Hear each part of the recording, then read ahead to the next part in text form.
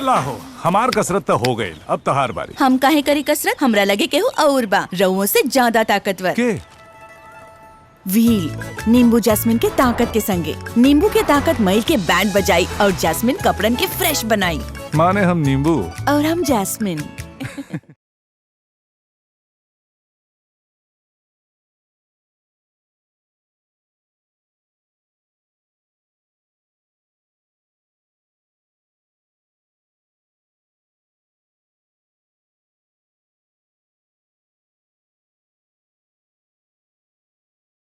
का भइल? हमार 20 के note.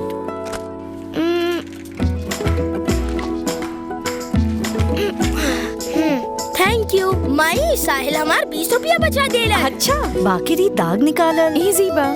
Surf Excel easy wash के फर्स्ट क्लास सफाई 20 रुपया में।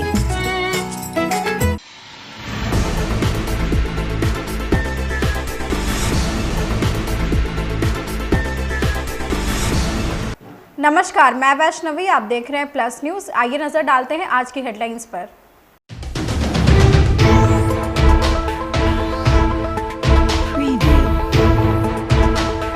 केंद्रीय मंत्री चिराग पासवान ने तेजस्वी यादव पर पलटवार किए।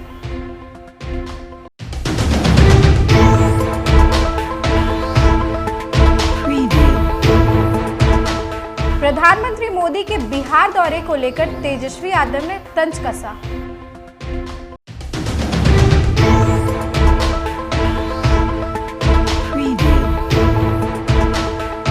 भाजपा मंत्री राधा मोहन ने प्रधानमंत्री के दौरे को लेकर अपना बयान दिए।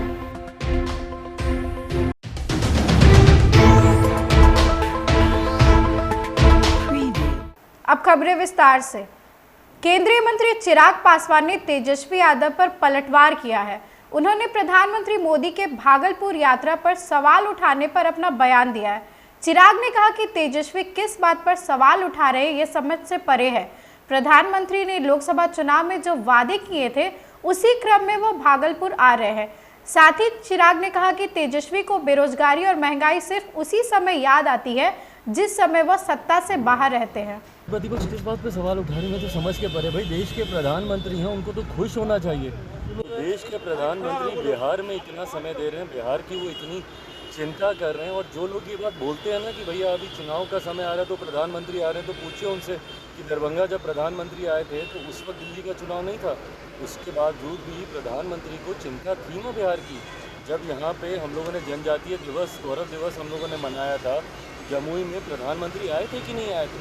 चुनाव में लोकसभा में प्रधानमंत्री जी ने जो वादे किए, एक एक करके प्रधानमंत्री अपने हर वादे को पूरा कर रहे हैं। और उसी क्रम में लोकसभा का चुनाव समाप्त हो भी 7-8 महीने हुए नहीं कि प्रधानमंत्री जी का दरभंगा, जमुई, अभी आज भागलपुर आने एक के बाद एक दौरा प्रधानमंत्री जी की प्राथमिकताओं को दर्शाता है कि बिहार उनकी प्राथमिकता में है। विकसित बिहार बनाने के संकल्प के साथ प्रधानमंत्री निकले हैं। और इस बार के चुनाव में, विधानसभा के चुनाव में जब पुनः डबल इंजन की सरकार बिहार में बनेगी तो अगले 5 साल बिहार के लिए स्वर्णिम काल के तौर पर साबित होगा। तेजस्वी यादव कह रहे हैं किसानों का आय दोगुना कब होगा, बेरोजगारी कब दूर होगा, रोजगार कब मिलेगा। पलायन में जाता है तब इनको इतनी चिंता काहे के लिए हो जाती है प्रभु?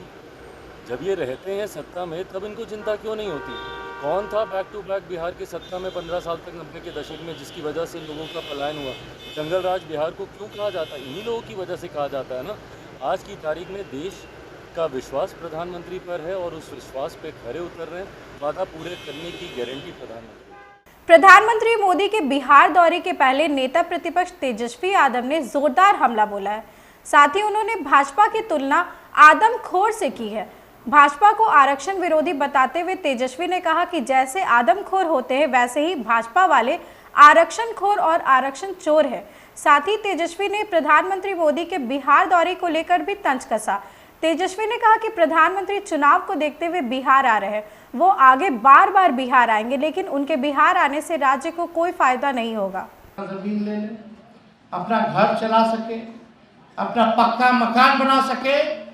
खैर बीजेपी को तो हम कहते जैसे आदमखोर लोग होता है, आदमखोर का मतलब समझते हैं ना। बीजेपी जो है आरक्षण खोर है और आरक्षण चोर। 65% हम लोगों का आरक्षण खा गया। आज 16% आप लोग को नुकसान हो रहा है। जो तेजस्वी बहाली निकलवाया, 5 लाख नौकरी दिया, 3.5 लाख प्रक्रियाधीन कराया, आज आपके भाई को, आपके बेटे को, बेटियों को नौकरी मिलता 50,000 का नुकसान हो रहा है आप लोगों का, जो आरक्षण ही लोग खाने का काम किया, जो फंसाने का काम किया। इसलिए हम कहते हैं बीजेपी जो है आरक्षण, जोर से बोले बीजेपी आरक्षण, आरक्षण खोर और आरक्षण चोर है कि नहीं है। आज ये लाभ आप लोग को मिलना चाहिए था कि नहीं मिलना चाहिए था। जिस परिवार में नौकरी नहीं है 2 लाख मिलना चाहिए था, नहीं दिया। लेकिन हम लोगों ने योजना, हम लोग की सरकार बनेगी तो तेजस्वी इस मंच से वादा करता है कि इस योजना को हम लोग लागू करेंगे, आपकी मांग को पूरा करेंगे।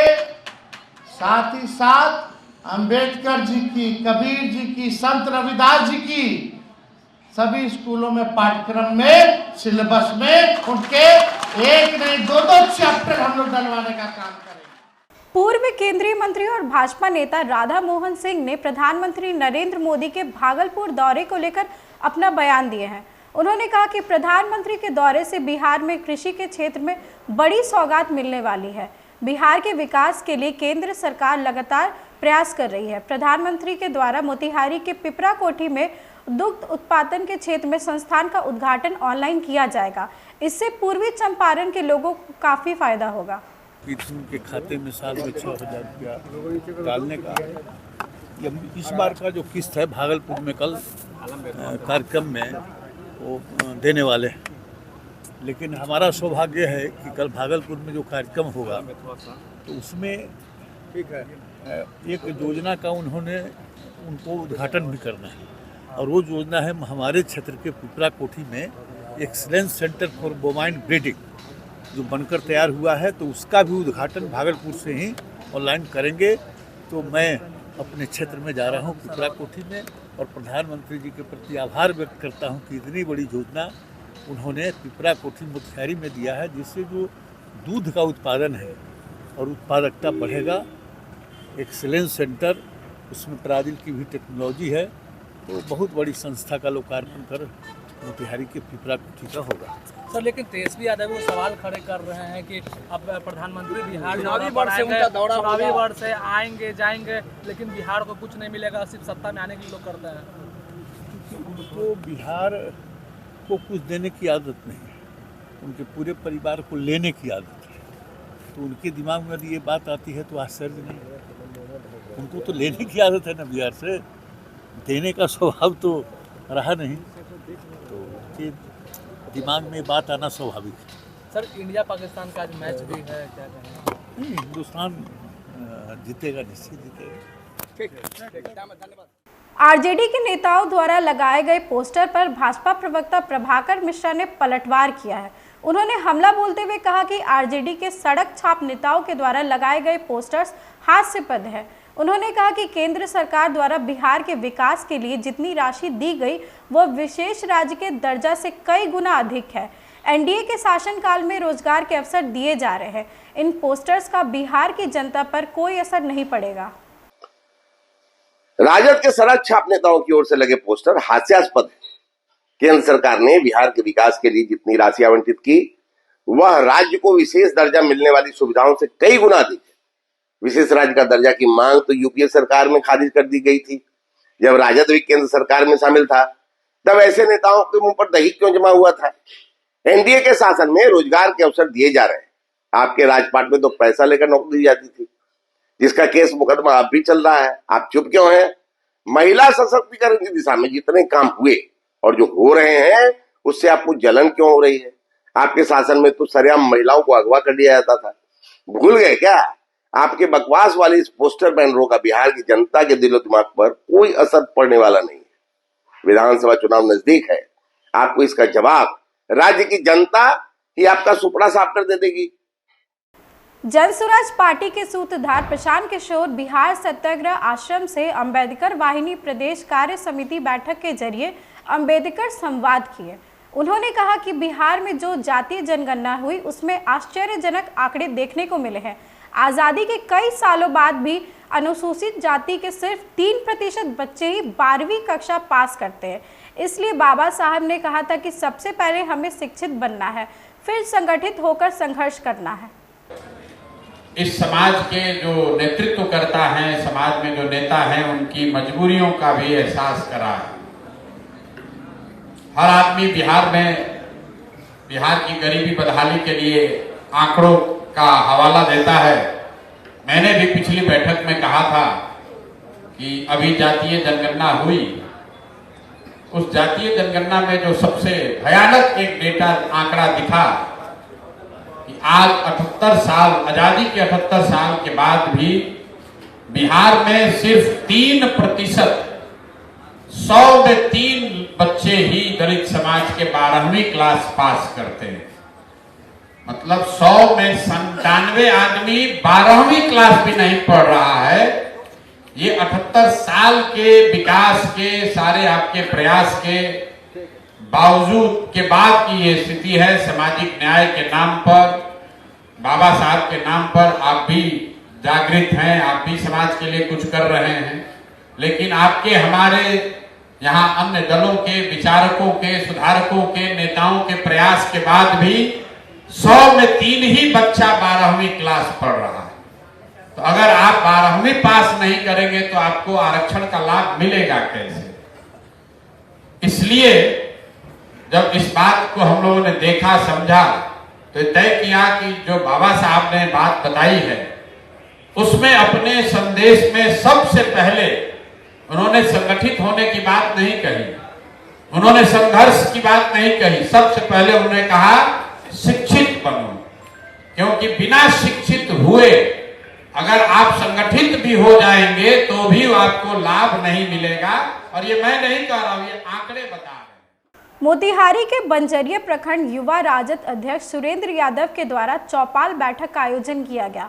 बैठक में 5 मार्च को पटना में आयोजित होने वाली रैली को सफल बनाने पर चर्चा की गई।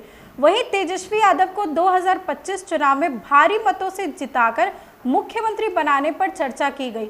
बैठक में भाग लिए लोगों ने नरकटिया विधायक शमीम अहमद को भारी मतों से जिताने के साथ तेजस्वी सरकार बनाने की अपील की है। बैठक ये है कि शमीम डॉक्टर के नेतृत्व में, डॉक्टर शमीम साहब का नेतृत्व में हम लोग 5 तारीख को पटना जाने के लिए तैयारी कर रहे हैं, समझे। हाँ। और तेजस्वी यादव का सरकार बनाना है। पासवान 12 नंबर वार्ड से बोल रहे हैं। नरकटिया विधानसभा क्षेत्र से हम लोग डॉक्टर शहीम साहब का जम के मदद करेंगे, ऐसा मदद करेंगे, ऐसा जुलूस निकालेंगे कि कौन का लोग एकदम सुतर रहेगा, जा करेगा, तैयारी रूप में रहेगा। पटना हम लोग को 5 तारीख का निकलना है। चुनावी साल है, बिगुल फूका गया है, जनता और युवा उमड़ पड़े हैं कि हम जो है सो अप्रैल 2025 में तेजस्वी जी को सत्ता पे बैठाना है और बिहार के हालात को सुधारना है। यहाँ तक के नरकटिया विधानसभा में डॉक्टर शमीम साहब अभी 6 महीने से ऊपर हो गए। तेजस्वी जी की जो भी घोषणाएं हुई हैं, युवा और महिलाओं तक एक एक टोला और मोहल्ला में हमारे माननीय विधायक और इस क्षेत्र की जनता, नरकटिया विधानसभा की जनता पहुंचने का काम कर रही है। और तेजस्वी जी ने जो चुनावी मुद्दा रखा है, 2500 रुपये की बात हो, 200 यूनिट बिजली की बात हो, फिर आपको वृद्धा पेंशन की बात हो, ये सारे एक से एक पंपलेट जा करके और डोर टू डोर हमारे नेता को अप्रैल 2025 में। बिहार महाजुटान में पटना के गांधी मैदान चलने को लेकर लोगों से अपील किया जा रहा है। 2 मार्च को पटना के गांधी मैदान में होने वाले महाजुटान की सफलता को लेकर संपर्क अभियान चलाया गया। बता दें कि वामपंथी दलों के द्वारा डबल इंजन की सरकार का विरोध करते हुए विधानसभा घेराव से लेकर बिहार बदलो महाजुटान कार्यक्रम को सफलता को लेकर तैयारियां की जा रही हैं। पटना चलो, पटना चलो। तमाम प्रकार के स्वयं सहायता समूह का कर्ज माफ के लिए 2 मार्च को पटना चलो, पटना चलो, पटना चलो। स्मार्ट मीटर पर रोक लगाने की मांग को लेकर के 2 मार्च को पटना चलो, पटना चलो, पटना चलो। 200 यूनिट बिजली मुफ्त में देने की मांग को लेकर के 2 मार्च को पटना चलो। ग्रामीण क्षेत्र में तमाम अस्पताल को चालू करने की मांग को लेकर के 2 मार्च को पटना चलो।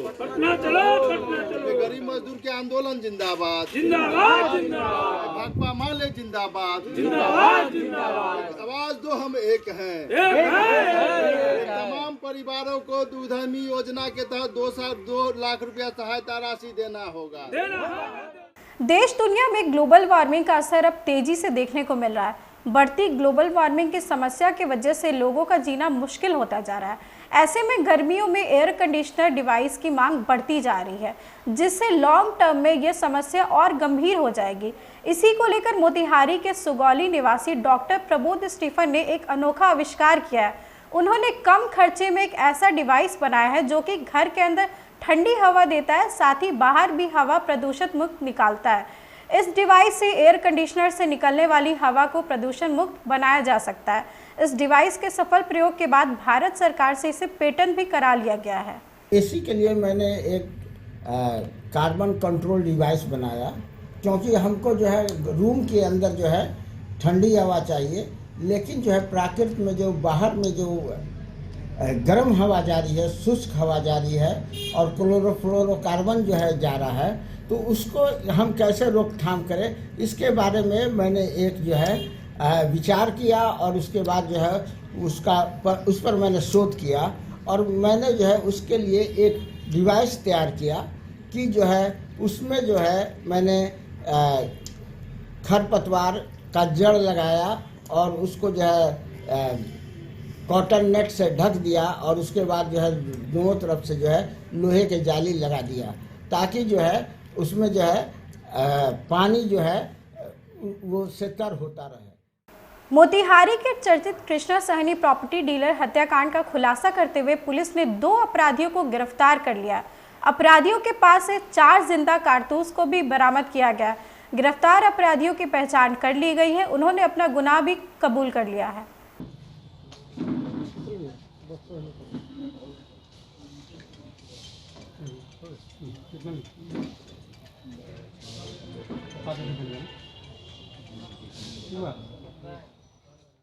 आज की खबरों में बस इतना ही। आगे की खबरों के लिए देखते रहें प्लस न्यूज़। मुझे दीजिए इजाजत। नमस्कार।